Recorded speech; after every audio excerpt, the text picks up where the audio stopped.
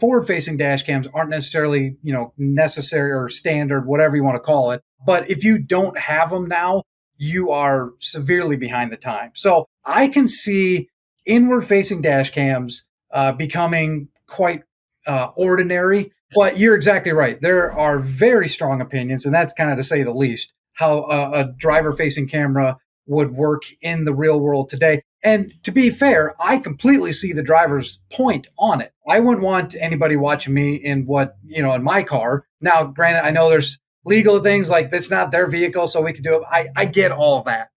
But at the same time, that is their house, it's their home away from home. So I understand that. So I think technology's got to advance a little bit. I've already seen some things where if the truck isn't moving, if it's not in motion, the camera doesn't work. So, I mean, that technology is already out there. And I think that's got to be a little more standardized before drivers will say, okay,